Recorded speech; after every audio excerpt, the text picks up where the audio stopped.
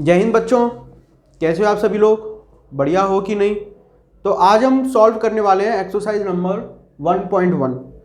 तो ये class 10th के मैथ की एनसीईआरटी बुक का चैप्टर नंबर 1 का एक्सरसाइज नंबर 1.1 है, जिसमें टोटल 5 क्वेश्चंस हैं। आप अपने बुक में भी देख पाओगे जिसमें कितने क्वेश्चंस हैं, 1 2 3 4 5 क्वेश्चंस हैं जो आज हम सॉल्व करेंगे। ठीक है, तो मैंने ऐसा कुछ प्लान किया है कि सबसे पहले मैं आपको इसका कॉन्सेप्ट बताऊंगा कि इसमें हम क्या कॉन्सेप्ट यूज़ कर रहे हैं एक्सरसाइज 1.1 में, और उसी कॉन्सेप्ट को बताते हुए मैं ये सारे क्वेश्चन सॉल्व करूंगा। इससे दो फायदे होंगे। पहला क्या कि आपको कॉन्सेप्ट यूज़ करना आ जाएगा कि हम कैसे किसी कॉन्सेप्ट को यूज़ करेंगे क्वेश्चंस में, और दूसरा फ़ायदा क्या है कि आपकी एक्सरसाइज सॉल्व हो जाएगी। और क्या चाहिए, इसलिए तो आए हो सभी कि एक्सरसाइज सॉल्व हो जाए, तो वो हो जाएगी, टेंशन नहीं लेनी है। लेकिन हमें समझना जरूरी है, रटने से कुछ काम नहीं चलने वाला कि रट लो और कर दो, नहीं, समझना है। अगर एग्जाम में ये सपोज करो क्वेश्चन नंबर 2 की बल्कि डेटा चेंज कर दिया है ना, ये ना आकर डेटा चेंज आ गया और आप रट के चले गए तो गड़बड़ हो जाएगी। इसलिए आपको कॉन्सेप्ट आना चाहिए, तो वही मैं बताने का प्रयास करूंगा, आप समझने का प्रयास करना। ठीक है, तो कॉपी पेन लेके बैठो, साथ साथ नोट करते चलना, है ना। तो इसमें हम क्या कॉन्सेप्ट पढ़ने वाले हैं? इसमें हम एक ही कॉन्सेप्ट पढ़ेंगे, that is Euclid division algorithm. क्या कॉन्सेप्ट का नाम है? Euclid division algorithm. कॉपी पे डालो, यूक्लिड डिवीजन एल्गोरिथम। ये कॉन्सेप्ट है। इस एक्सरसाइज 1.1 में केवल एक ही कॉन्सेप्ट यूज होगा, जो कि ये कॉन्सेप्ट है। ठीक है, अब ये क्या बोल रहा है वो समझ लो। देखो इसका पर्पस क्या है, ये एल्गोरिथम क्या बताती है, तो ये हमें 2 नंबर का एचसीएफ बताती है, बस इतना है। ये क्या बताती है हमें? 2 नंबर का एचसीएफ बताती है, और वो कैसे बताती है वो आगे बढ़ते हुए चलते हैं, है ना, देखेंगे।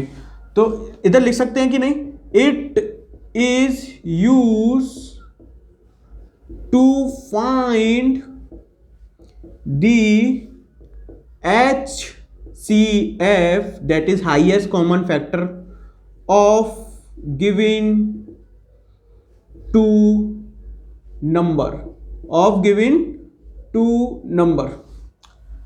अब आप एक और चीज समझो जो चेतावनी है, जो आपको समझना है।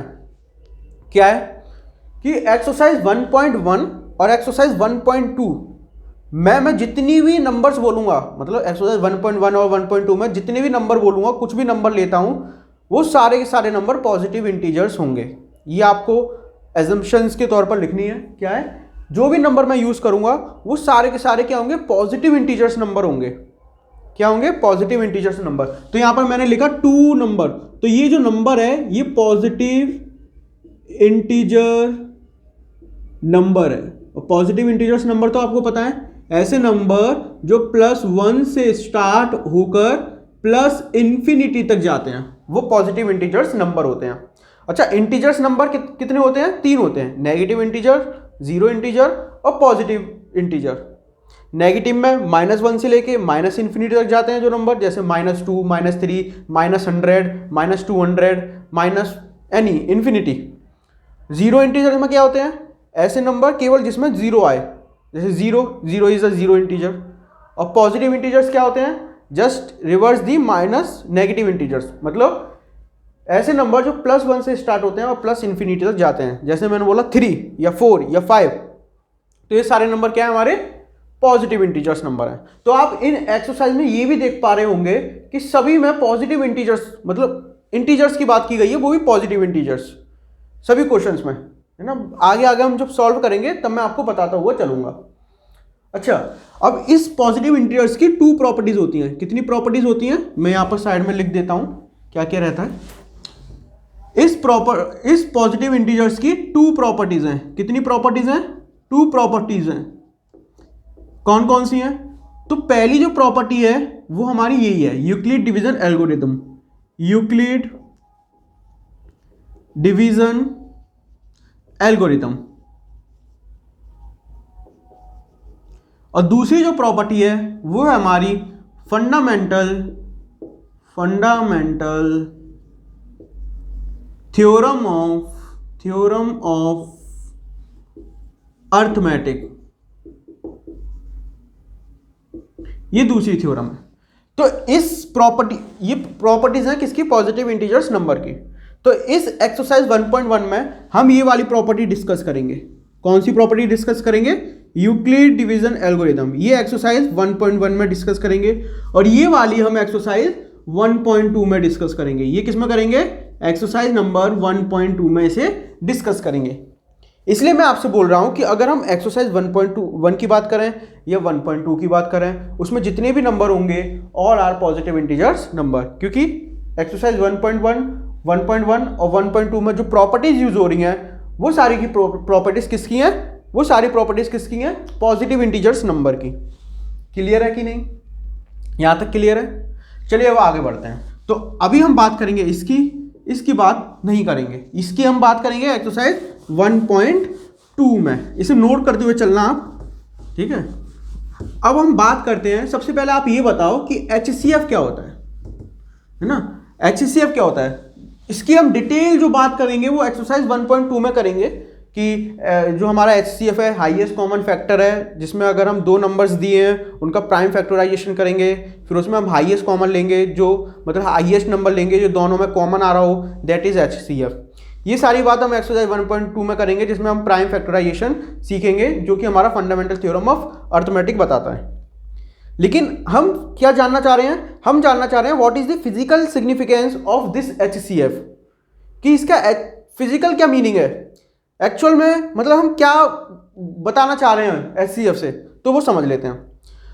इसका मतलब यही है कि सपोज करो हमारे पास दो डिफरेंट चीज़ें हैं, दो डिफरेंट चीज़ें हैं और उनकी क्वांटिटी भी डिफरेंट है।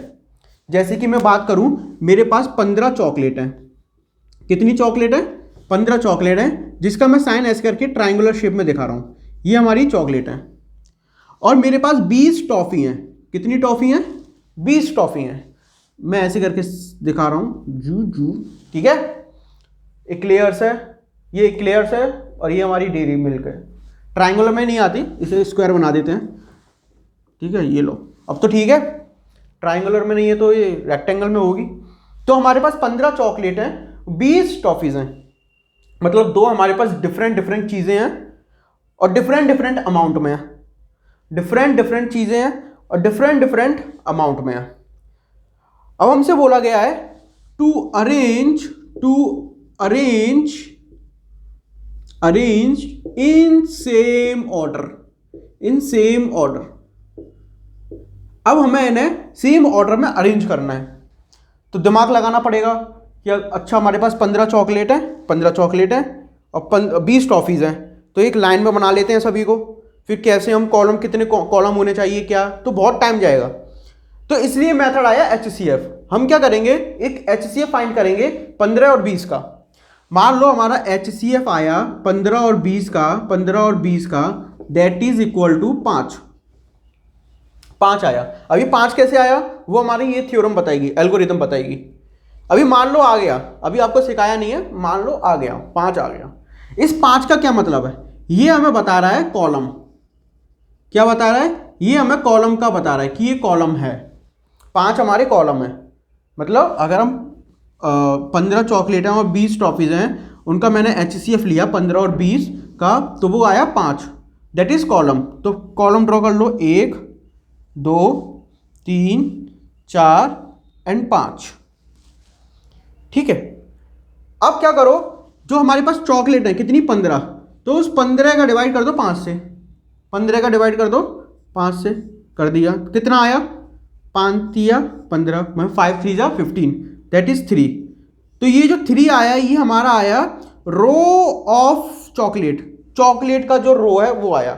तो ये एक रो, ये 2 रो और ये 3 रो, ये चॉकलेट का रो आ गया। क्लियर है कि नहीं, यहां तक क्लियर है कि ये चॉकलेट का हमारा रो आ गया, ठीक है। तो अभी इधर चॉकलेट प्लेस कर दो, ये चॉकलेट 1 2 3 4 5, 1 2 3 4 5।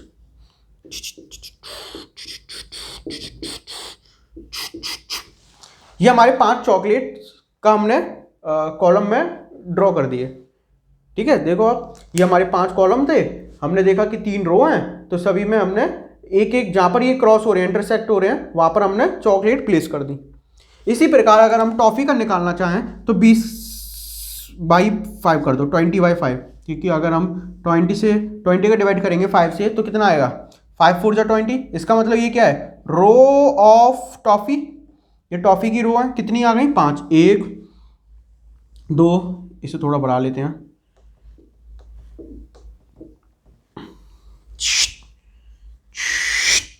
5 आ गई। इधर टॉफ़ी बना दो, ये टॉफ़ी हो गई एक्लेयर्स।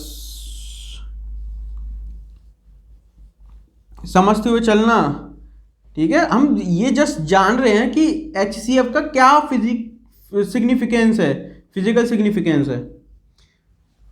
ये हमारी आ गई टॉफीज, कितनी है काउंट करो, 20 ही होंगी जो है नंबर ऑफ क्वांटिटीज, कितनी है टॉफी की 20, तो 20 ही हमने लिखी है यहाँ पर। अब ये बीच में से हटा दो, इनका कोई ज़रूरत नहीं थी, जस्ट ये तो हमने लोकेट करने के लिए बनाया था कि हमें लोकेशन पता पड़ जाए, इनको आप हटा देना। तो आप देख पा रहे हो कि हमने बोल रहा था to arrange in same order, तो एक सेम ऑर्डर में मैंने डिफरेंट थिंग्स को, जो कि डिफरेंट क्वांटिटीज थी उनको एक सेम ऑर्डर में अरेंज कर दिया। मतलब हमारे पास डिफरेंट चीज़ें थी और डिफरेंट क्वांटिटी में थी, उनको एक सेम ऑर्डर में अरेंज कर दिया by using this HCF। Clear है कि नहीं, यहां तक आया कि नहीं? तो HCF क्या बताता है हमें, it is use to arrange the different amount of thing in same order. लिखना पड़ेगा क्या, कॉपी में लिख लिया, क्या बताता है, it is use to arrange the different amount of things in same order, in same order। ये जो हमारा क्वेश्चन नंबर 3 है वो इसी कॉन्सेप्ट से सॉल्व होगा, मैंने बता दिया आपको, मार्क करके रखना। ये जो हमारा क्वेश्चन नंबर 3 है वो इसी कॉन्सेप्ट से सॉल्व होगा जो कि मैं आपको बता रखा है। मैं इधर डायरेक्टली यूज करूंगा, अब मैं बताऊंगा नहीं मैं क्यों HCF इधर निकाल रहा हूं, इधर दिया नहीं है कोई भी HCF निकालने के लिए हिंट कि HCF निकालो, लेकिन मैं निकालूंगा, ठीक है। क्यों निकालूंगा, क्योंकि उसने एक लाइन बोल दिया कि in the same number of columns what is the maximum number of column in which they can march. अभी आपको समझ में नहीं आएगा, जब हम क्वेश्चन सॉल्व करेंगे तब आएगा। तो यहां तक क्लियर है, अब आगे बढ़ते हैं। तो हमारा जो यूक्लिड डिवीजन एल्गोरिदम है वो क्या बताता है, वो हमें HCF बताता है, किनका, 2 नंबर्स का। कौन से नंबर्स, वो पॉजिटिव इंटीजर्स, कौन से, पॉजिटिव इंटीजर्स, ठीक है। अब इधर समझो, इसका एक और नाम होता है, इसको हम कभी कभार बोल देते हैं Euclid division lemma, Euclid division lemma. जो लेमा सर थे वो मैथमेटिशियन थे और यूक्लिड भी हमारे मैथमेटिशियन थे। हमारे जो यूक्लिड भाई साहब थे उन्होंने एक एल्गोरिदम बनाई, बट उसके जो स्टेटमेंट को ये प्रूफ सही से कर नहीं पाए, और इनके स्टेटमेंट को जो प्रूफ किया वो हमारे लेमा भाई साहब थे, लेमा जी। तो इसलिए हमने दोनों मैथमेटिशियन को यहां पर पुट कर दिया, यूक्लिड भी आ गए, लेमा भी आ गए। अब ये डिवीजन क्या है, इनकी जो एल्गोरिदम थी वो पूरी की पूरी बेस पे थी डिवीजन के। अगर आपको डिवीजन आता है तो आप इनकी एल्गोरिदम सीख जाओगे। देखो क्या एल्गोरिदम थी, हम सीधे डिवीजन पे आते हैं। आपको डिवीजन तो पता है, मान लो हमें 3/2 करना है, इसका डिवीजन करना है, 3 का डिवीजन करना है, हमें डिवाइड करना है 2 से, 3 का डिवाइड करना है 2 से। तो कैसे करेंगे, सिंपल बात है, बच्चों वाली क्लास में हमने पढ़ रखा है ना, फर्स्ट सेकंड थर्ड में, कि जो ऊपर बैठा है ये अंदर आ जाएगा और जो नीचे है वो इधर रखवाली करेगा इसकी, ठीक है। तो 2 बन जा 2, बहुत सिंपल है, माइनस करेंगे 1 आ गया। ये जो 2 है ये क्या बताता है, ये क्या है बताओ, ये हमारा डिवीजर, वही तो होता है डिवीजर।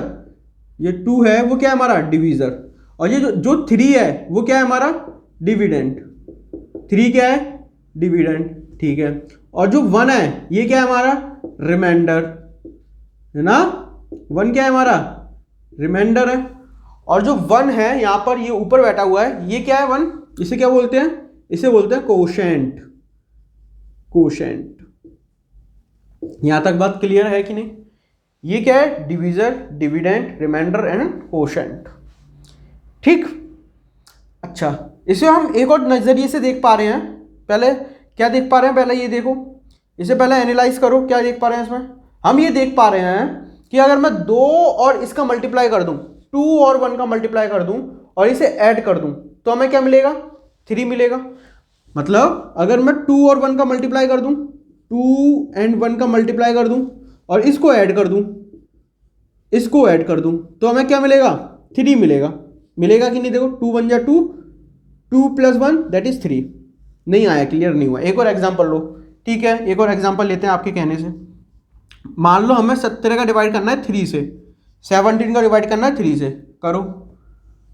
70 यहाँ लिखेंगे, जो 3 है वो इधर आ जाएगा, तो 3 5 जा 15, कितना रिमाइंडर बचा, 2 बचा।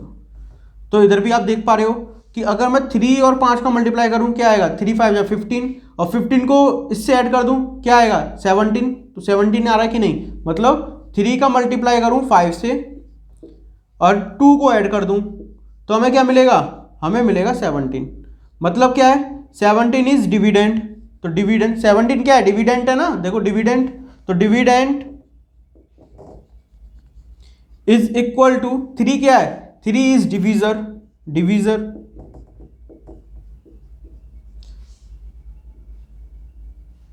डिवीजर, और 5 क्या है हमारा, 5 5 5 5 5 5, कोशेंट, मल्टीप्लाई है तो मल्टीप्लाई, कोशेंट,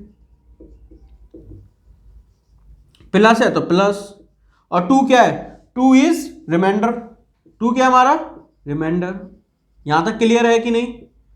ये हमारी बन गई कि नहीं, कि डिविडेंड कब मिलेगा, जब मैं डिवीजर और कोशेंट का मल्टीप्लाई कर दूं, डिवीजर और कोशेंट का मल्टीप्लाई कर दूं और इसको जोड़ दूं, डिवीजर और कोशेंट का मल्टीप्लाई करके 2 से जोड़ दूं, देन वी गेट डिविडेंड। तो हमें क्या मिलेगा, डिविडेंड, दैट इज 17। क्लियर है कि नहीं? यहां तक आपको समझ में आया कि नहीं? तो ये इसी को देखते हुए इन्होंने अपनी एल्गोरिदम बना दी, तो इसी को हम एल्गोरिदम बोलेंगे। नहीं समझ में आया? अभी एक और हम देखते हैं, तब आपको क्लियर हो जाएगा कि क्या है एल्गोरिदम, इनकी एक्चुअल में क्या है एल्गोरिदम, वो समझते हैं। पहले एक ऑब्जर्व करो चीज, बहुत प्यारी चीज है, वो समझो। यहां पर हम देख रहे हैं कि ये जो डिवीजर है ये ऑलवेज ग्रेटर देन रिमाइंडर। देखो इधर भी 3 और 2, कौन सा बड़ा है, 3 बड़ा है, मतलब डिवीजर बड़ा है किससे, डिविडेंड, रिमाइंडर से। इधर भी देखो आप 2 और 1, क्या बड़ा है, 2 बड़ा है, 2 क्या है, डिवीजर, तो डिवीजर बड़ा है रिमाइंडर से। मतलब जो हमारा डिवीजर है वो ऑलवेज ग्रेटर देन रिमाइंडर, बराबर भी नहीं हो सकता, ग्रेटर देन ही होगा। मान लो यहां पर मैं 2 लिख देता, तो अभी ये कैंसिल हो जाता ना, डिवाइड तो पढ़ाया ना आपने, 2 बन जा 2, तो यहां पर 2 लिखकर यहां 1 लिखकर, तो दैट इज 0, मतलब रिमाइंडर आया था हमारा 0। लेकिन अभी यहां पर 1 है, अभी यहां पर क्या है, 1 है, ठीक है। अगर ये 2 से बड़ा होता या 2 होता रिमाइंडर, तो ये अभी सॉल्व होता। इसका मतलब क्या है कि जो हमारा रिमाइंडर होगा it is always less than divisor. ये लिख सकते हैं कि नहीं? कहां पर लिख लें, इसको हटा देते हैं हम, तो यहां पर लिख सकते हैं कि नहीं? एक अच्छा सा पॉइंट क्या, कि remainder is always less than divisor. Clear है कि नहीं? डिवीजर। एक और बात समझो, क्या ये रिमाइंडर नेगेटिव हो सकता है?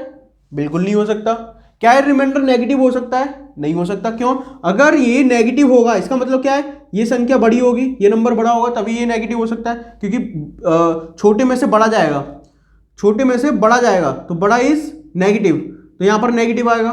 लेकिन ये कभी बड़ा नहीं हो सकता, नहीं हो सकता ना, ये कभी भी बड़ा नहीं हो सकता। इसका मतलब क्या है, रिमाइंडर कभी भी नेगेटिव नहीं हो सकता। क्या 0 हो सकता है? हाँ 0 हो सकता है। तो remainder can not be negative but it is 0। But ये 0 हो सकता है, it can be 0। But it can be 0। Clear है कि नहीं यहाँ तक?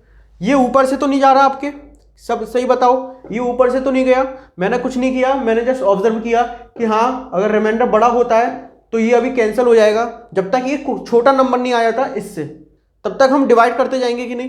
अरे ये छोटी क्लास में पढ़ा था, बिल्कुल सर यही पढ़ा था, तो वही मैंने लिखा है कि remainder is always less than divisor. Okay sir, अब ये 0 हो सकता है, यस 0 हो सकता है, यस 0 हो सकता है। अगर यहां पर मान लो मैं 4 ले रहा हूं तो 2 2 जा 4, 2 2 जा 4, तो ये रिमाइंडर 0 आ गया, yes it is right, yes ये हो सकता है, ये हो सकता है, मतलब 0 हो सकता है, 0 हो सकता है क्या रिमाइंडर? क्या नेगेटिव हो सकता है? बिल्कुल नहीं हो सकता सर नेगेटिव, भाई मैंने लिखा है। ठीक है, अब आगे बढ़ते हैं, इनको सबको मैं रफ कर दूं, बस इसे रहने दूंगा, इसे रहने दूंगा, सबको रफ कर रहा हूं। ठीक है, नोट करते हुए चलना प्लीज, नोट करते हुए चलना। अभी तक समझो, अभी तक समझो। मान लो मेरे पास एक नंबर है a, this a is positive integer. मैंने बताया था, मैंने रफ कर दिया, लेकिन आपने लिखा होगा कि मैंने बताया था कि नंबर हम एक्सरसाइज 1.1 और 1.2 में क्या लेंगे, हमेशा पॉजिटिव इंटीजर लेकर चलेंगे। तो a is a positive integer which is divided by b, b is also the positive integer number. अगर मैं a का डिवाइड कर रहा हूं b से, तो हमें क्या मिलेगा? मान लो मैं a का डिवाइड कर रहा हूं a का डिवाइड कर रहा हूं b से, तो हमें कुछ कोशेंट मिलेगा, मान लो q मिल गया, q इज दी कोशेंट। यहां पर कुछ नंबर आएगा जिसे मैं लेस करूंगा और कुछ रिमाइंडर बचेगा जिसे मैं बोल रहा हूं r, है ना, जिसे मैं बोल रहा हूं r। हमें r मिलेगा, क्यों? क्योंकि मैं a डिवाइड कर रहा हूं b से, यस कोशेंट मिलेगा, यस। मैंने आपको अभी एक रिलेशन बताया, क्या बताया कि डिविडेंड जो a है डिविडेंड जो a है that is equal to divisor जो b है इनटू कोशेंट जो q है प्लस रिमाइंडर जो r है। ये मिलेगा कि नहीं? अरे हाँ या ना बोलो, मिलेगा कि नहीं? ये चीज मिलेगी, समझ में आया कि नहीं? कि dividend is equal to divisor multiply of quotient plus remainder. ठीक है, इधर एक कंडीशन होनी चाहिए, ये वाली कंडीशन आपको आनी चाहिए। क्या कंडीशन है? कि जो रिमाइंडर है it is always less than B, मतलब reminder is always less than B. अरे जहां बड़ा मुंह किसकी ओर खुल रहा है? बी की ओर, तो बी बड़ा है और आर छोटा है, ये हमेशा होगा, यस। बट जो हमारा रिमाइंडर है it is always greater than 0, मतलब 0 से बड़ा होगा और 0 भी हो सकता है। It is always greater than 0 and it is also equal to 0, 0 भी हो सकता है और बड़ा भी हो सकता है, यहां पर नेगेटिव नहीं आएगा। अरे नहीं समझ में आया?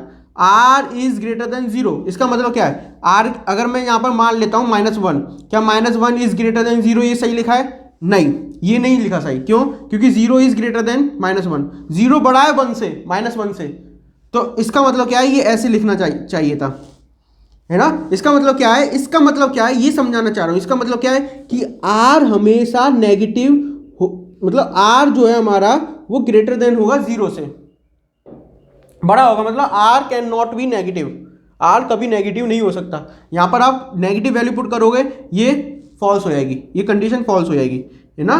तो r हमारा मान लो 2 है, यस ये कंडीशन राइट है, 3 है, यस ये कंडीशन राइट है, 0 है, क्या ये राइट है? नहीं। कब राइट होगी? जब मैं यहां पर इक्वल का साइन लगा दूंगा। हाँ, 0 इज इक्वल टू 0। क्लियर है कि नहीं? ये कंडीशन समझ में आई कि नहीं आपको? वही तो मैंने यहां पर लिखा था, यहां पर वही तो लिखा था कि remainder can not be negative, yes always greater than 0 and but it can be 0, yes ये इक्वल जो साइन है वो 0 का ही साइन है, मतलब इक्वल जो साइन है वो यही बता रहा है कि r इज मे बी 0, है ना, और मे बी ग्रेटर देन 0। अगर मैं इसे कंबाइन करके लिखूं तो क्या लिख सकता हूं? r हमेशा बड़ा होगा 0 से और बराबर भी होगा 0 के, लेकिन हमेशा छोटा होगा, इसे देखो, हमेशा छोटा होगा b से। तो ये कंडीशन आपको समझ में आई? It is the condition to this relation, और यही हमारी एल्गोरिदम है। ये कंडीशन है और ये एल्गोरिदम है। तो इस कंडीशन को मैं यहां पर लिख दूं, अब यहां पर कंडीशन लिख दूं साइड में कि r, या यहां पर ऐसे करके लिखेंगे 0 is less than equal to r but r is less than b। ये कंडीशन आपको समझ में आई कि नहीं? अब आप इस कंडीशन को फॉलो करिए, इस कंडीशन को फॉलो करेंगे तभी हमारा ये सेटिस्फाई होगी। क्लियर है? अब इसकी कुछ बातें हैं वो आपको समझना जरूरी है। क्या बातें हैं? पहली बात कि A B Q and R all are positive integer number. ठीक है, पॉजिटिव इंटीजर नंबर। अब एक और चीज समझो, इन क्वेश्चंस में हमें कुछ भी ऑब्जर्व करना है, क्वेश्चन को पढ़ना है, तो आप माइंड में यही क्लियर कर दो, ये क्लियर कर लो कि जब मैं क्वेश्चन को पढ़ रहा हूं तो आपको ये देखना है कि ए क्या है, बी क्या है क्वेश्चन में, क्यू क्या है और आर क्या है, ये आपको देखना है। और आर की भी चिंता नहीं करनी, आर हमें मिल जाएगा। यहां एक पॉइंट लिख रहा हूं कि इफ, यहां पर एक पॉइंट लिख रहा हूं, अगर हमें b की वैल्यू पता है, इसका मतलब r भी पता है। That's it. If we know the value of b, then it is mean that we have also the value of r. हमारे पास r की वैल्यू होगी अगर हमें b की वैल्यू पता है। सपोज करो हमें b इज इक्वल टू पता है 3 है, इसका मतलब क्या है, इस रिलेशन में पुट कर दो 0 r, b की वैल्यू पुट कर दो 3, b की वैल्यू पुट कर दी 3। इसका मतलब क्या है कि r की वैल्यू 0 हो सकती है, बराबर का साइन है, 0 हो सकती है और 3 से छोटी होगी। r की वैल्यू 0 से लेके 3 से छोटी वैल्यू होंगी। तो कितनी वैल्यू हो गई r की? एक 0 हो गई, जो कि है इक्वल का साइन लग रहा है, इसलिए r की वैल्यू 0 होगी। और 0 से लेके 3 के बीच में नंबर क्या क्या आ रहे हैं? 1 आ रहा है, 2 आ रहा है। क्या 3 भी होगा? 3 नहीं होगा, 3 नहीं होगा। क्यों? क्योंकि r is always less then 3, तो 3 तो हो ही नहीं सकता, 2 होगा। अब कहोगे सर हम यहाँ पर 2.1, 2.3, 2.4 ये भी तो ले सकते हैं। नहीं ले सकते, क्योंकि मैंने बताया कि A B Q are all are positive integers.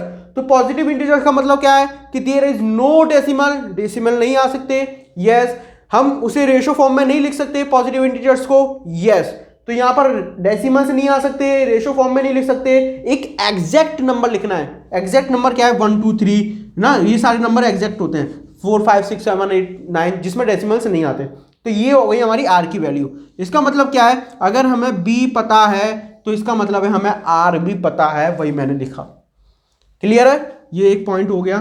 Third point बहुत ही प्यारा है। क्या बोलता है वो बोलता है, देखो इसका मतलब क्या है, मैंने आपको बताया यूक्लिड डिवीजन एल्गोरिथम का मतलब क्या है? To find the value of HCF of two given numbers.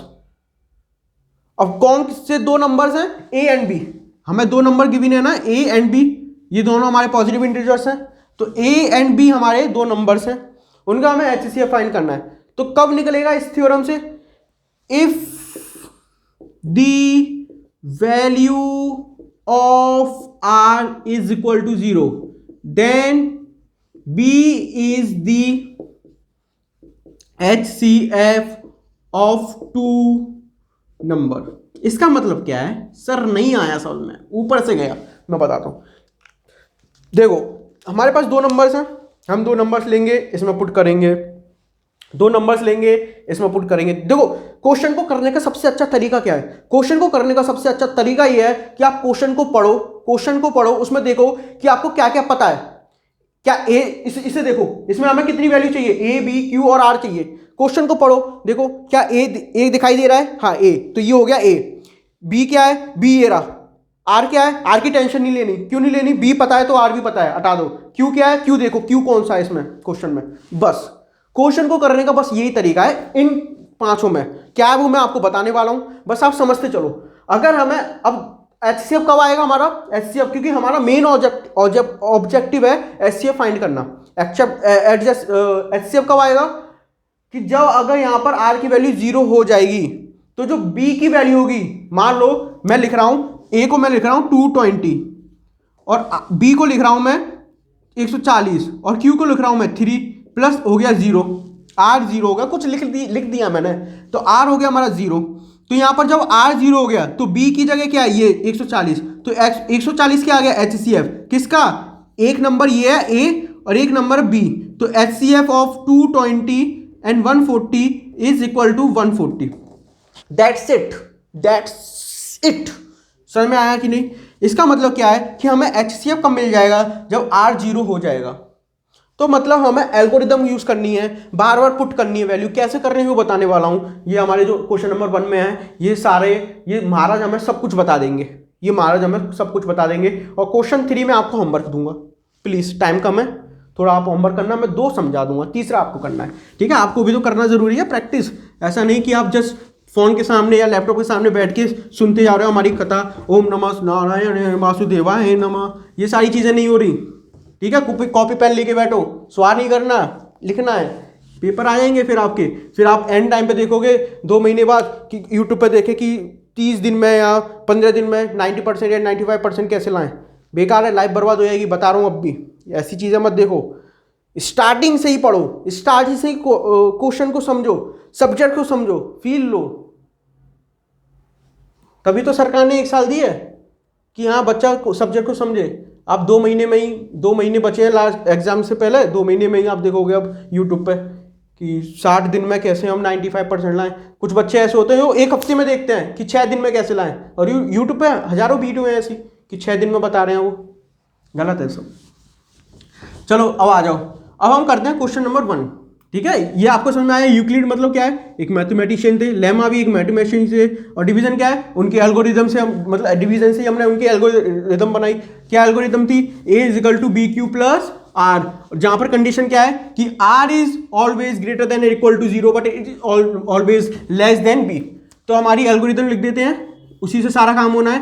क्या एल्गोरिदम, A हमारा 2 नंबर है A एंड B, तो A equal to BQ, Q क्या है, कोशेंट है, और R क्या, रिमाइंडर है। इतनी बात क्लियर है? ये कब हम यूज करेंगे, जब हमारा R 0 से बड़ा या बराबर हो बट हमारा B से छोटा हो, तब हम ये एल्गोरिदम को यूज करेंगे। स्वाहा।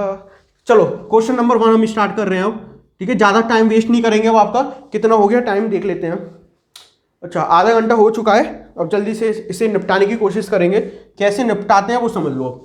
तो क्वेश्चन नंबर 1 का फर्स्ट पार्ट क्या बोल रहा है, हमारे पास 2 नंबर हैं 135 एंड 225।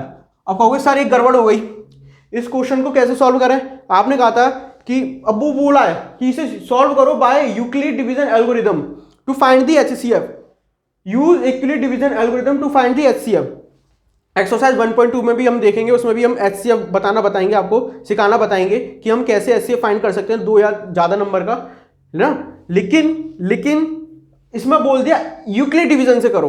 वहां पर मैं एक आपको फॉर्मूला मेथड बताऊंगा, तो आपको एग्जाम पेपर में आपको वही इजी लगेगा, मुझे पता है, तो आप उसी से कर डालोगे। लेकिन उसने बोला यूक्लिड से, तो इस मेथड से करना है, इस मेथड से करना है। तो कैसे करेंगे वो समझ लो। अब आगे हमारे पास 135 एंड 225। मैंने बताया था आपको कि हमारे पास अगर 2 नंबर गिवन है, कौन कौन से, A एंड B, तो हम ये एल्गोरिदम यूज करेंगे, ठीक है? लेकिन आप आओगे सर इसमें हमारे पास 2 नंबर गिवन तो हैं, लेकिन A क्या है B क्या है? तो यहां पर समझो, A हम उसे मानेंगे जो बड़ा होगा B से, तो A is always greater then B, मान लेते हैं ऑलवेज। तो इसमें बड़ा कौन सा है, 225, तो this is A and this is B। तो हम लिखेंगे let A is equal to 225 and B is equal to 135। Clear है कि नहीं? इसे हटा देता हूं, क्लियर है कि नहीं? यस।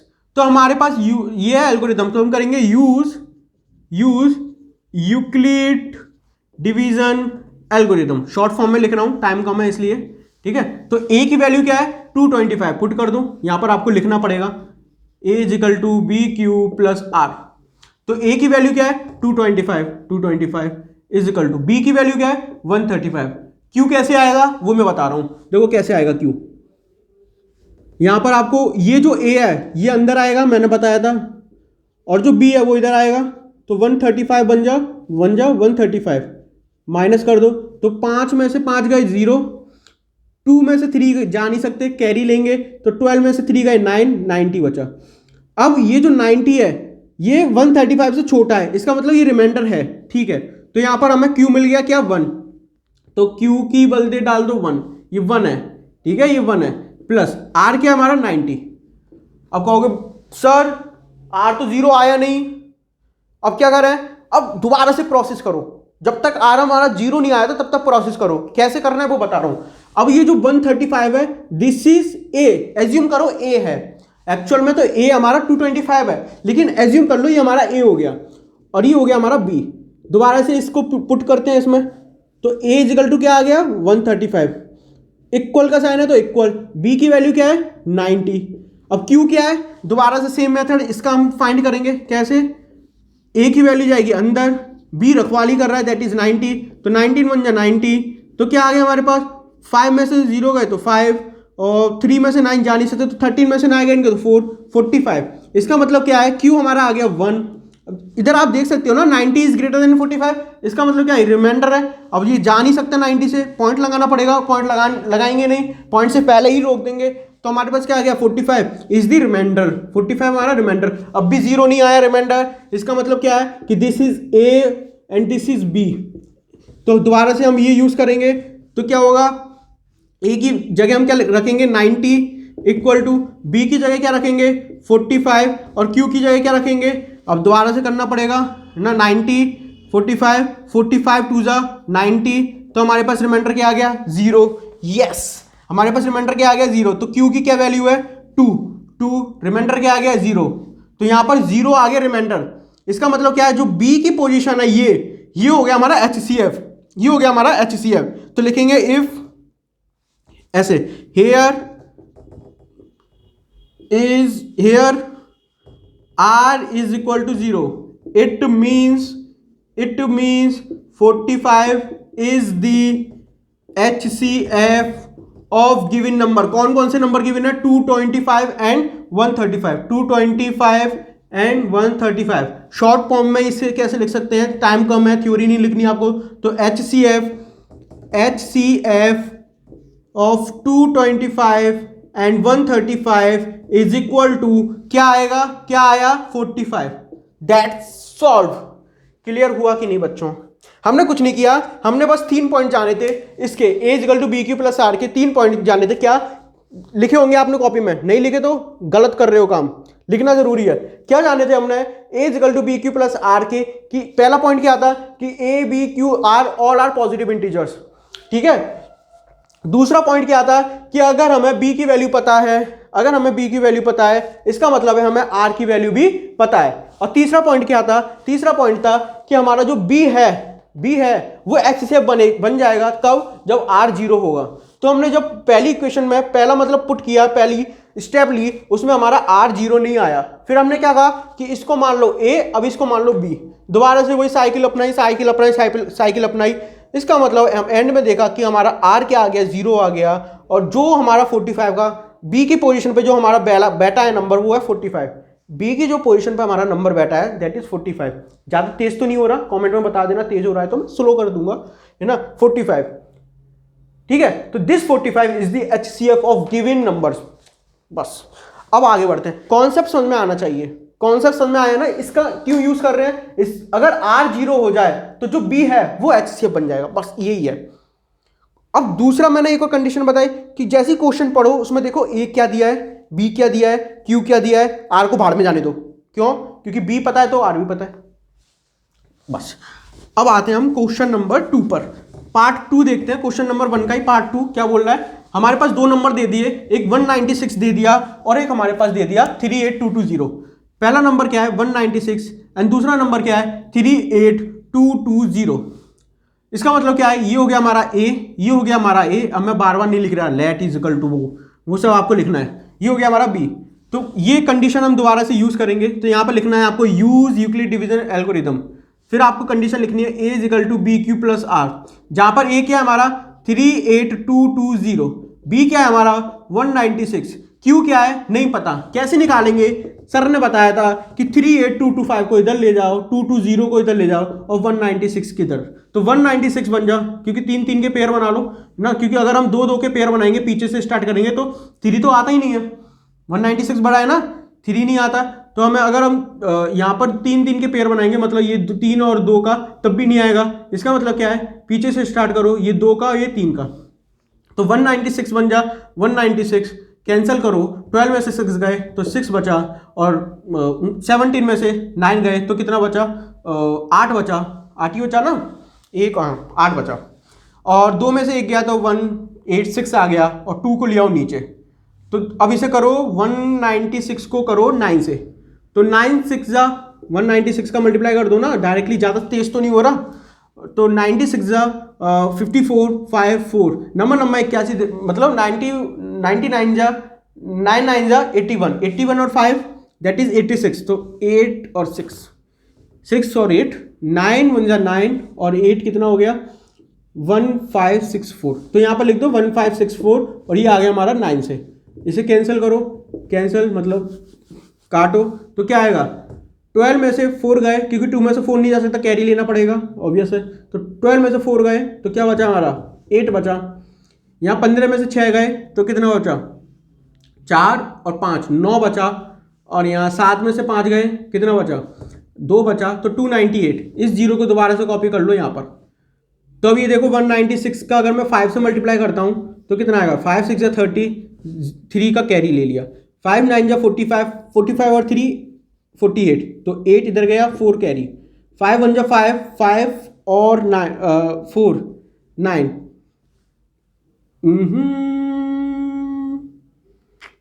980, कुछ तो गड़बड़ कर रहे हैं क्या, कैलकुलेशन गड़बड़ हुई, देखना पड़ेगा। 196 का अगर हम 9 से करते हैं तो 9 6 जा 54 और 9 9 जा 81 6 8 9 1 जा 9 और 8 17 यस 17, यहाँ पर 17 आएगा, सॉरी माय मिस्टेक, तो ये हो गया 980। इसका मतलब क्या है 5, यहाँ आ गया रिमाइंडर 0, इसका मतलब क्या है, इसका मतलब क्या है, तो हमारा क्यू क्या आ गया 195, रिमाइंडर क्या आ गया 0, इसका मतलब क्या है कि जो हमारा 196 है यही HCF है, तो यहाँ लिखेंगे कि HCF of 38220 and 196 is equal to 196, क्यों, क्योंकि R हमारा 0 आ गया, इसका मतलब क्या है जो B की पोजीशन पर बैठा है number that is our HCF, तो ये हो गया हमारा HCF। यहां तक क्लियर हुआ आपको। अब ये जो थर्ड क्वेश्चन है ये आपको होमवर्क है, आपको दिख रहा है ना थर्ड क्वेश्चन क्या है, थर्ड क्वेश्चन आपको दिख रहा है, मतलब पार्ट क्वेश्चन नंबर 1 का पार्ट नंबर 3 दिख रहा है कि नहीं, यहां पर लिख देता हूं मैं, नहीं दिख रहा तो ये आपका होमवर्क है, ये आपका होमवर्क है, क्या है 8 6 7 एंड 2 2 5 का आपको फाइंड करना है HCF, ठीक है, by using Euclid division algorithm. तो अब आते हैं हम क्वेश्चन नंबर 2 पर। क्वेश्चन नंबर 2 को पढ़ो, क्या बोल रहा है, पढ़ो क्वेश्चन नंबर 2 को, मैं पढ़ता हूं, आपको अगर दिखाई ना दे रहे हो, यहां पर कुछ शेडो आ रही होगी, मैं पढ़ देता हूं, क्या बोल रहा है ध्यान से समझो। Show that any positive odd integer is of the form 6q + 1 this they और this where q is some integer. नहीं क्लियर हुआ, आपको बस ये देखना है क्वेश्चन में क्या क्या पता है, ए पता है, A show that any positive odd integer, तो हम बोल देते हैं let A is equal to positive odd integer, positive odd integer, clear है कि नहीं, ए मिल गया।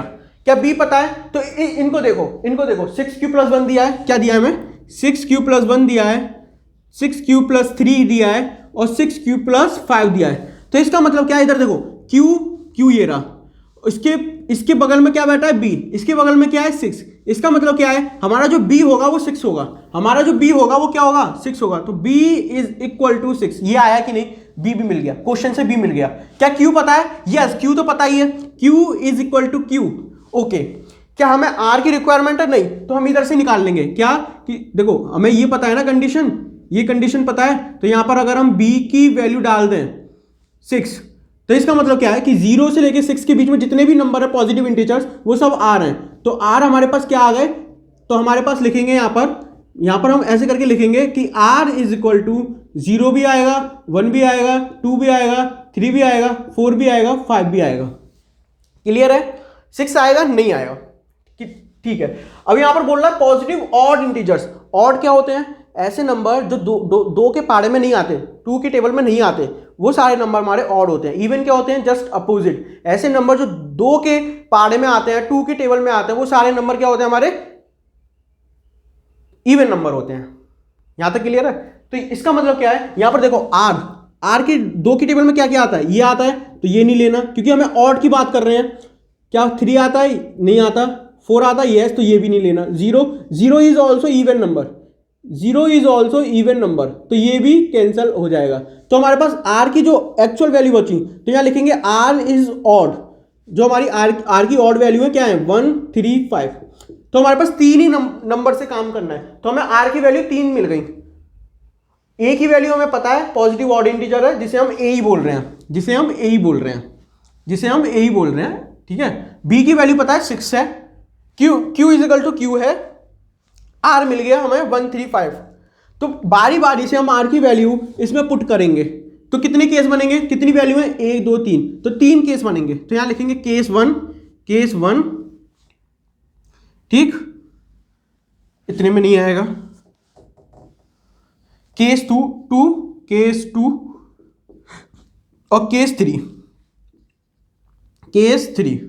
क्लियर है। केस 1 में क्या लेंगे हम, R is equal to 1 put करेंगे।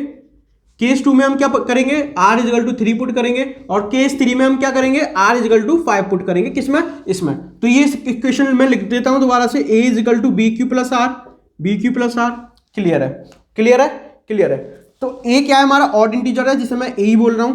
बी की वैल्यू क्या है हमारी 6 है, क्यू की वैल्यू क्या है, क्यू ही है, प्लस आर की वैल्यू क्या है 1 है। ये क्लियर है आपको, ये क्लियर है, यस। सेकेंड केस कि ए की वैल्यू क्या है हमारे पास, ए की वैल्यू ए ही है, इधर लिखना पड़ेगा A is equal to B Q plus R, वो मैं दोबारा से लिख देता हूं। तो ए की वैल्यू क्या है, ए ही है, बी की वैल्यू क्या है 6 है, क्यू की वैल्यू क्या है, क्यू ही है, और आर की वैल्यू इधर क्या है 3 है। That's it. Third case, A is equal to B Q plus are, तो ए की वैल्यू क्या है, ए ही है, बी की वैल्यू क्या है 6 है, क्यू की वैल्यू क्या है, क्यू है, और आर की वैल्यू क्या है 5 है।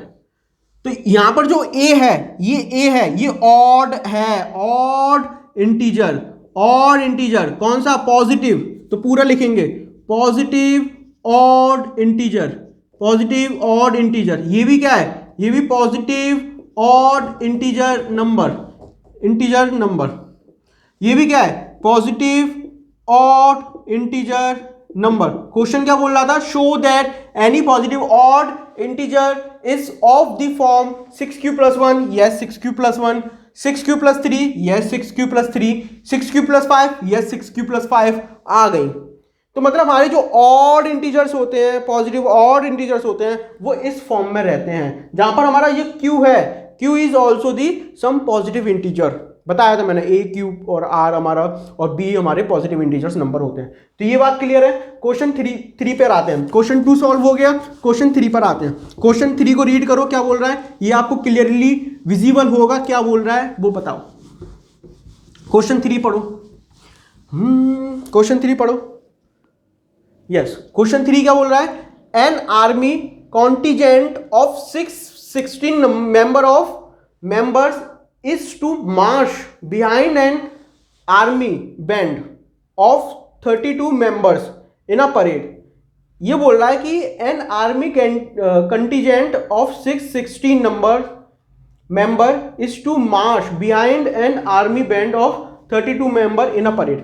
ये बोल रहा है कि एक परेड हो रही है जिसमें हमारे जो बैंड बजा रहे हैं वो 32 मेंबर्स हैं। कितने मेंबर्स हैं, 32 मेंबर्स हैं। तो हम लिखेंगे बैंड जो मेंबर्स हैं वो कितने हैं, मेंबर्स हैं वो कितने हैं, 32 हैं। ओके, अब वो बोल रहा है बिहाइंड, उनके पीछे कुछ मार्च कर रहे हैं, क्या, आर्मी के कॉन्टिजेंट्स। कितने हैं वो, आर्मी कॉन्टिजेंट्स कितने हैं, 616। सो यहां लिख सकते हैं कि नहीं, आर्मी मेंबर्स हैं वो कितने हैं, वो है हमारे 616। उनके पीछे चल रहे हैं, मतलब बैंड आगे, बैंड वाले जो सभी लोग हैं वो आगे, और जो आर्मी वाले हैं वो पीछे चल रहे हैं, ठीक है। The 2 groups are to march in the same number of column. 2 group हैं जो क्या कर रहे हैं, एक सेम नंबर ऑफ कॉलम में चल रहे हैं। जैसे कि मान लो ये एक ग्रुप हो गया, ये एक फर्स्ट ग्रुप है, ये हमारा ग्रुप फर्स्ट है एक, सपोज कर लो, और ये हमारा ग्रुप 2 है। ये दोनों ग्रुप एक सेम कॉलम में चल रहे हैं। वही बोल रहा है कि 2 group are is to march in a same number of column, ठीक है।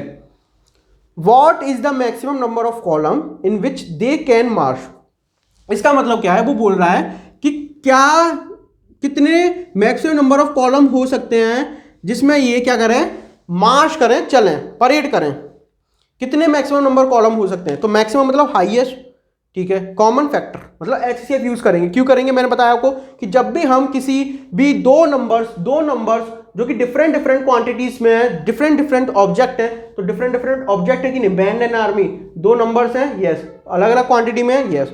जब हमारे दो नंबर जो कि अलग अलग क्वांटिटी में होते हैं और हमसे बोला जाता है कि इन्हें एक सेम ऑर्डर में अरेंज करो, वही तो बोल रहा है कि कितने कॉलम्स हो सकते हैं एक सेम कॉलम में, एक सेम ऑर्डर में अरेंज करो, तो we have used the HCF concept. तो यहां पर अगर हम 6, 16 और 32 का एचसीएफ निकाल लें तो यहां पर हम क्या करेंगे, यूक्लिड डिवीजन एल्गोरिथम लगाएंगे। अगर आपको मैं एक्सरसाइज 1.2 करा दूंगा, जब मैं आपको एक्सरसाइज 1.2 करा दूंगा तो उसमें हम 2-3 और एचसीएफ के मेथड्स देखेंगे जो कि इजी हैं यूक्लिड से, लेकिन यूक्लिड भी अच्छा मेथड है, तो आप उससे भी कर सकते हो। आप कहोगे क्यों, क्योंकि इसने क्वेश्चन में नहीं दिया कि यूज यूक्लिड डिवीजन एल्गोरिथम, नहीं बोला। जब नहीं बोला किसी क्वेश्चन में तो आप किसी भी मेथड से करो, फ्री हो आप। जब बोला है स्पेशली तो आपको उसी से करना पड़ेगा, नो डाउट। तो यहां पर अभी हमें एचसीएफ निकालने का एक ही मेथड पता है, that is Euclid division algorithm, that is A equal to B Q plus are, तो वही यूज करेंगे। तो ए इधर क्या होगा, A is greater than B, तो ए इज इक्वल टू 616 और बी क्या है यहाँ पर 32, तो यूज करेंगे हम algorithm A is equal to B Q plus are.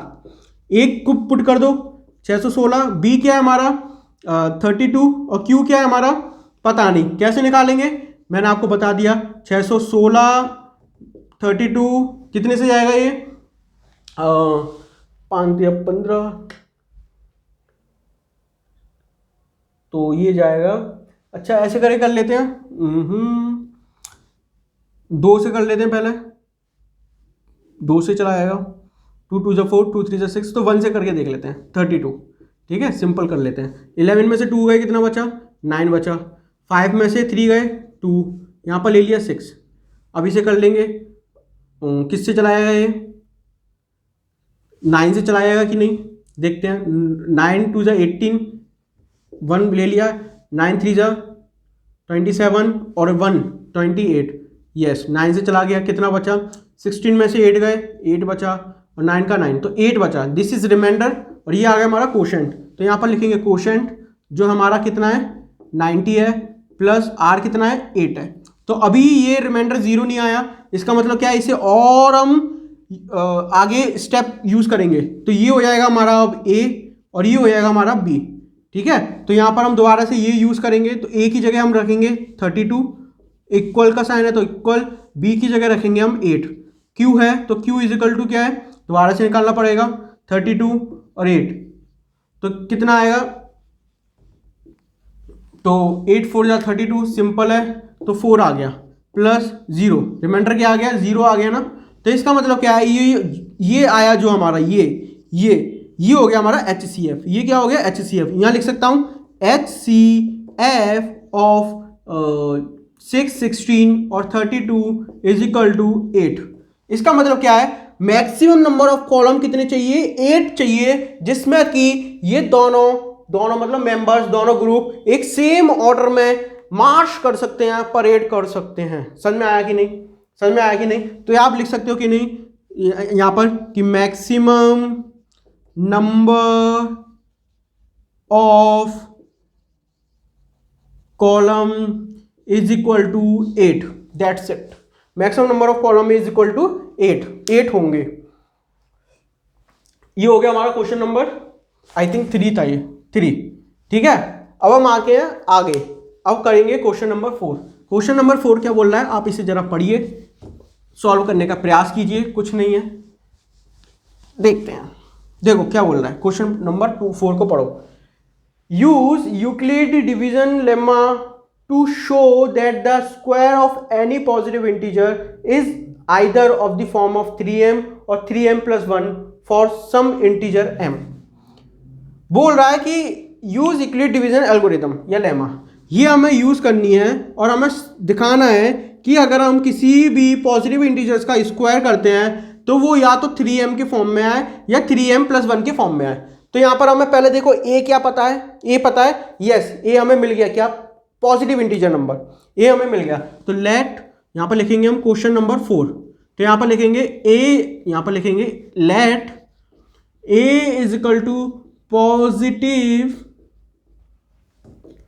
Integer number, a मिल गया। क्या b मिला, b मिला कि नहीं? पहले देखो ये दो नंबर दिए गए हैं 3m एंड 3m+1। तो इधर आप देख सकते हो कि m हमारा क्या है, एक कोशेंट की तरह काम कर रहा है। जैसे यहाँ पर q है वैसे यहाँ पर m है, जैसे यहाँ पर q है वैसे यहाँ पर m है। तो m के पास मतलब q के पास क्या बैठा है, b, तो m के पास क्या है, ये 3, तो दिस 3 इज b। समझ में आया कि नहीं? तो b भी मिल गया हमें, क्या मिला, b इज इक्वल टू 3, तो b की वैल्यू मिल गई क्या, b is equal to 3। Okay, क्या हमें r चाहिए, नहीं, b मिल गया तो r भी मिल गया। तो r में यहाँ डायरेक्टली लिख सकता हूँ कि नहीं, कि r इज इक्वल टू 0 होगा, 1 होगा और 2 होगा, 3 नहीं हो सकता, क्योंकि यहाँ पर हम यूज करेंगे 0 इज लेस देन और equal to r, but r is less than b। ठीक है, b की वैल्यू पुट करोगे आप तो आपको मिल जाएगा, मैंने बता दिया है। ठीक है, क्या हमें q पता है, q मैंने बताया कि q यहाँ पर किसका काम कर रहा है, m का काम कर रहा है, कोई दिक्कत नहीं है। ठीक है, q यहाँ पर किसका काम कर रहा है, m का काम कर रहा है, कोई दिक्कत नहीं है। तो बस अब इसे इसमें पुट कर दो। कितने केस बनेंगे, 1 2 3 केस बनेंगे, केस बना लो। केस नंबर 1, ठीक है, एक केस ये बनेगा। केस नंबर 2, केस नंबर 2, ठीक है, थोड़ा लेंथी है तो इसे थोड़ा लिखना पड़ेगा दूर। तो यहां पर बनेगा केस नंबर 2, केस नंबर 2।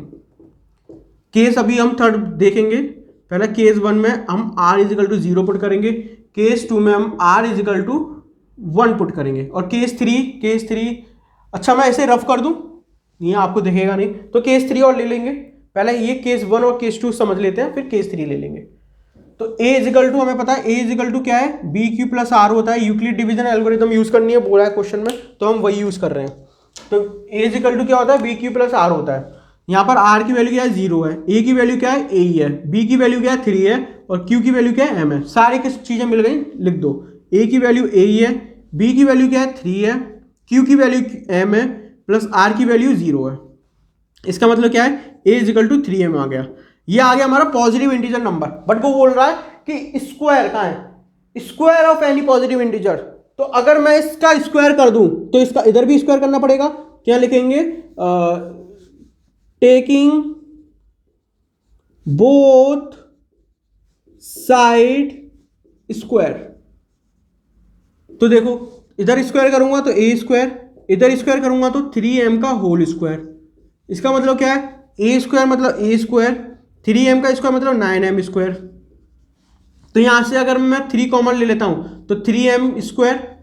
अब इधर आप देखो कि m क्या है, पॉजिटिव इंटीजर नंबर है, 3 क्या है, पॉजिटिव इंटीजर नंबर है, m क्या है, पॉजिटिव इंटीजर नंबर है, 3 क्या है, पॉजिटिव इंटीजर नंबर है। तो इन दोनों का मल्टीप्लाई क्या होगा, पॉजिटिव इंटीजर नंबर होगा। अरे मान लो मेरे पास 2 एक पॉजिटिव इंटीजर नंबर है, 3 एक पॉजिटिव इंटीजर नंबर है, इन दोनों का मैंने मल्टीप्लाई किया तो क्या आएगा, 6, जो भी हमारा क्या होगा, पॉजिटिव इंटीजर नंबर होगा। और यहां पर हम m क्या बोल रहे हैं, m is positive integer number. m क्या है हमारा, एनी बोला है ना, m is some positive integer number. तो यहां पर लिख सकते हैं कि नहीं, सम पॉजिटिव इंटीजर। तो ये जो है हमारा, ये कुछ पॉजिटिव इंटीजर नंबर है, कुछ है पॉजिटिव इंटीजर नंबर, क्या है हमें नहीं पता, m की वैल्यू नहीं पता। तो इसे हम बोल देंगे m, इसे हम बोल देंगे m। तो यहां लिख सकता हूं कि नहीं, a square is equal to 3m। ये आ गया हमारा पहले केस का आंसर।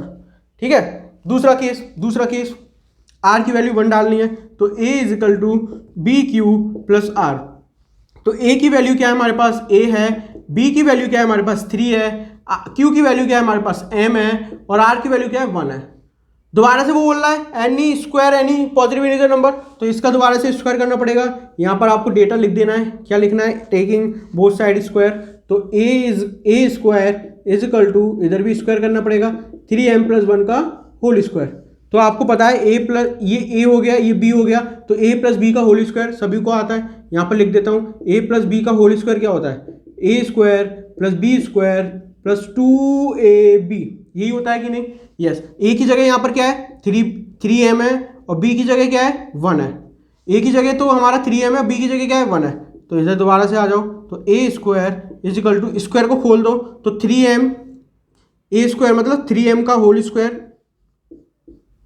प्लस बी स्क्वायर मतलब 1 का स्क्वायर प्लस 2, ए क्या है 3m तो 3m, बी क्या है 1 1, तो A square is equal to, इसको स्क्वायर को खोलो तो क्या आएगा 9m स्क्वायर प्लस 1 प्लस 2 3 जा 6 तो 6m। क्लियर है कि नहीं, क्लियर है कि नहीं। तो हमें इस फॉर्म को जरा ऑब्जर्व करो, 3m प्लस बनाना है, तो हमें क्या बनाना है 3m प्लस 1 बनाना है, 3m प्लस 1 बनाना है, तो हम क्या करेंगे A square plus plus 9m square plus 6, sorry A square is equal to 9m square plus 6m plus 1, ऐसे कर दूं। तो हमें यहाँ, अगर हम यहाँ से 3 कॉमन लेंगे, क्यों लेंगे 3 क्यों लेंगे, 3 क्यों लेंगे, क्योंकि हमें 3 बनाना है, 3 बनाना है, 3 बनाना है। तो A square is equal to, यहाँ से 3 कॉमन लो 3, यहाँ क्या बचा, यहाँ बचा देखो 3 कॉमन लिया तो 3m स्क्वायर प्लस 2m, ये तो बचा। अरे कॉमन लेने का क्या मतलब होता है, कॉमन लेने का मतलब है डिवाइड करना, कॉमन लेने का मतलब है डिवाइड करना। तो अगर मैं 3 को कॉमन ले रहा हूँ, इसका मतलब है मैं दोनों साइड 3 का डिवाइड कर रहा हूँ। तो अगर ये 3 का डिवाइड कर रहा हूँ तो 3 3 जा 9, तो यहाँ 3m, 3 से काट दो, 3 3 जा 9, 3m स्क्वायर, 3 2 जा 6, ये तो सिंपल बात है, ये तो आना चाहिए आपको, प्लस 1। तो वही सेम फंडा यूज करना है। यहाँ पर m क्या है, यहाँ m पॉजिटिव इंटीजर है, सम पॉजिटिव इंटीजर है, देखो some positive integer, some positive integer. और जब मैं किसी पॉजिटिव इंटीजर का, किसी पॉजिटिव 3 भी पॉजिटिव इंटीजर है, उससे मल्टीप्लाई करता हूँ तो पॉजिटिव इंटीजर आएगा, इधर भी पॉजिटिव इंटीजर आएगा। और जब मैं पॉजिटिव इंटीजर और पॉजिटिव इंटीजर को जोड़ देता हूँ तब भी पॉजिटिव इंटीजर आएगा। जब 3 + 2 को जोड़ता हूँ तो 5 आता है, 5 is also the positive integer. तो इन दोनों को जोड़ता हूँ तो पॉजिटिव इंटीजर नंबर आएगा। यस, इसका मतलब क्या है, ये पूरा हम मान लेंगे m, क्योंकि m हमारा क्या है, कुछ पॉजिटिव इंटीजर नंबर है। तो इसका मतलब क्या आ गया, a is square is equal to 3m plus 1, 3m plus 1, एक ही आ गया। सेकेंड केस देखते हैं, सॉरी थर्ड केस देखते हैं, जिसमें हमें r is equal to 2 put करना है, r is equal to 2 put करना है। तो इसे मैं रफ कर रहा हूँ, इसको मैं रफ कर रहा हूँ, नोट कर लिया होगा आपने, इसे मैं रफ कर देता हूँ, ठीक है। तो देखो केस थर्ड देखेंगे, केस थर्ड केस क्या है, जिसमें हमें r is equal to 2 put करना है। तो a इज इक्वल टू हमें क्या पता है, a is equal to B Q plus r पता है, yes. a is equal to a है, b की वैल्यू क्या है, b की वैल्यू क्या थी 3 थी, और q की वैल्यू m है, प्लस r की वैल्यू क्या है 2 है। दोबारा से होल स्क्वायर कर दो इनका both side, a square is equal to 3m plus 2 का होल स्क्वायर।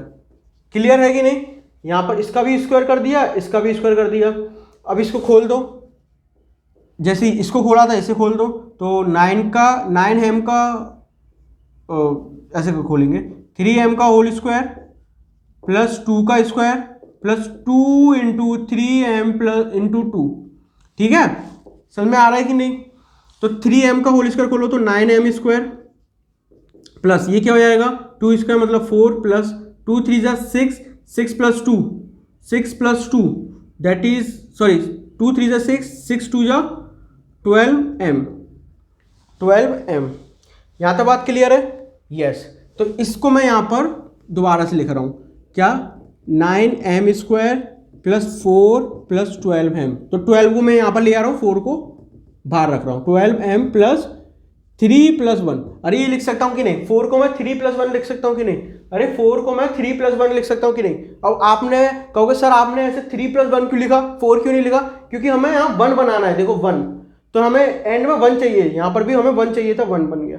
इधर क्यों नहीं बनाया, क्योंकि इधर हमें 1 बनाया नहीं था, 3m, तो 3m का 3m ही रहने दिया। क्लियर है कि नहीं। यहाँ पर हमें 1 बनाना है, इसलिए हमने यहाँ पर तोड़ दिया 4 को, 3 प्लस 1। समझ में आया कि नहीं। यहाँ पर हम 3 कॉमन लेंगे, 3 कॉमन क्यों लिया, क्योंकि हमें यहाँ 3 बनाना है। देखते जाओ, ये सारे आंसर आपको आपके सामने दिए हुए हैं।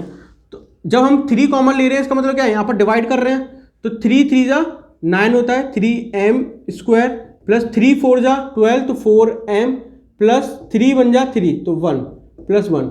देखो ये हमारा पॉजिटिव इंटीजर नंबर, ये पॉजिटिव इंटीजर नंबर, ये पॉजिटिव इंटीजर नंबर, सभी का सम क्या होगा पॉजिटिव इंटीजर नंबर होगा कि नहीं, तो इस पूरे को मैं m लिख सकता हूँ कि नहीं, तो इजिकल टू ये 3 का 3 आ गया और प्लस का 1 का 1 आ गया, तो A square is equal to 3m plus 1। इसका मतलब क्या है, अगर हम किसी हमारे पास कोई positive any positive integer number है दैट इज a, अगर मैं उसका स्क्वायर कर देता हूं, तो हमारे पास फॉर्म क्या बनेगी, 3m बनेगी, 3m प्लस 1 बनेगी, और इधर भी हमारी क्या बनी, 3m प्लस 1 ही बनी। मतलब हमारे पास 2 ही फॉर्म बनेगी, एक ये और एक ये। तो हमने इसे शो कर दिया, बोला था ना टू शो, बताओ दिखाओ, तो हमने इसे दिखा दिया। क्लियर हुआ कि नहीं। तो अब हम लेंगे क्वेश्चन नंबर 5। क्वेश्चन 5 को सॉल्व करेंगे। चलो इसे रफ कर देता हूं और फिर हम आते हैं क्वेश्चन 5 को सॉल्व करेंगे। क्वेश्चन 5 क्या बोल रहा है, देखो क्वेश्चन 5 सेम इसके जैसा है, अब उधर आप बताओ हमें a इक्वल टू क्या दिया है, पहले बताओ a इक्वल टू क्या दिया है। a इक्वल टू हमें दिया पॉजिटिव इंटीजर नंबर, ठीक है। b इक्वल टू क्या दिया है, b इक्वल टू दिया है आपको 9, yes. r equal to r मिल जाएगा, क्या मिलेगा, 0 से लेके 8 तक सभी नंबर, 0 1 2 3 4 5 6 7 8 तक, ये केस बनेंगे हमारे 8 केस बनेंगे ना। आप जब अपनी एनसीईआरटी बुक या किसी भी बुक में देखोगे तो b इक्वल टू वो 3 ले रहे हैं, b इक्वल टू 3 ले रहे हैं। 3 का एक रीजन है, जब आप 8 केस को सॉल्व करोगे तब आपको 3 का रीजन मिलेगा कि 3 क्यों ले रहे हैं। गलत है, लेकिन वो गलत तरीका है b इक्वल टू 3 लेने का। आपको b इक्वल टू 9 ही लेना है। तो अगर b इक्वल टू 9 है तो r की वैल्यू क्या आ गई, 0 1 2 3 4 5 6 7 8। क्लियर है, b की वैल्यू मिल गई 8। q क्या है, q हमारा m है, हमें ये शो करना है, तो देखते हैं कैसे शो होता है, करते हैं। तो रेडी हो आप इसे सॉल्व करने के लिए या आप करोगे। देखो a इक्वल टू हमारे पास क्या है, पॉजिटिव इंटीजर नंबर है, b इक्वल टू हमारे पास क्या है, 9 है। तो r हमारे पास क्या हो गया, 0 1 2, यहां पर लिखना पड़ेगा question number 5 let a equal to positive integer number.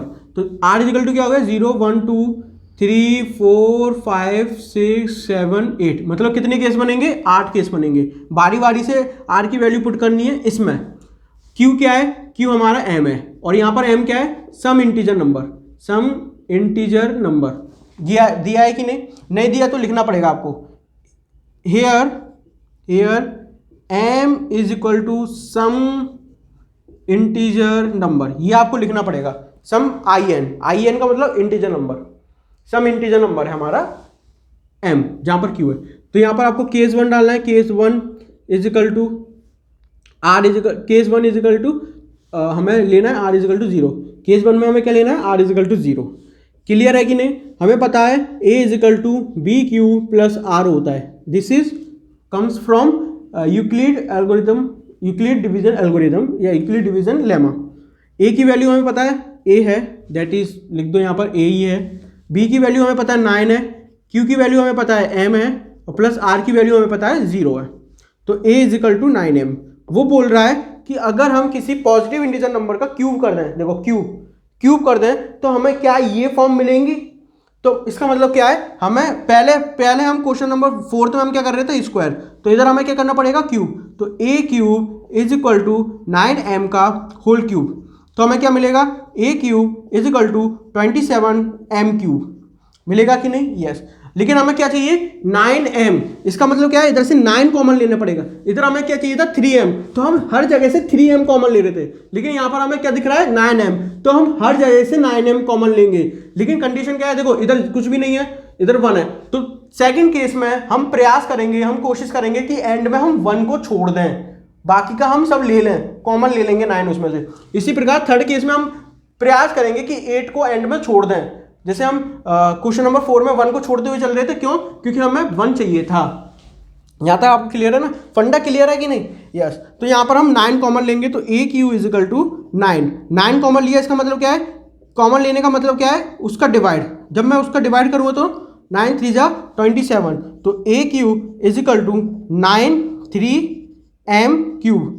अब इधर देखो m is the some positive integer number, और जब मैं किसी पॉजिटिव इंटीजर का नंबर का किसी दूसरे पॉजिटिव इंटीजर नंबर से मल्टीप्लाई करता हूं तो हमें क्या मिलता है, पॉजिटिव इंटीजर नंबर ही मिलता है। इसका मतलब क्या है, इसे हम मान लेते हैं m मिला हमें, m is positive integer number, लफड़ा नहीं करना है इसमें। जब हम किसी एम नहीं आ रहा आपको, 3m मान के चलो, ये हमारा कोई पॉजिटिव इंटीजर है, लेट सपोज 2 है, तो जब मैं 3 × 2 करता हूं तो क्या आएगा, 6 आएगा।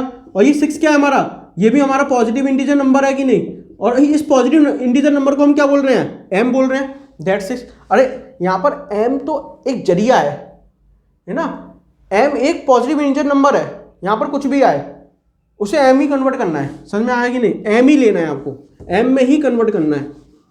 तो इधर देखो a³ = 9m, तो पहली फॉर्म मिल गई कि नहीं, यस।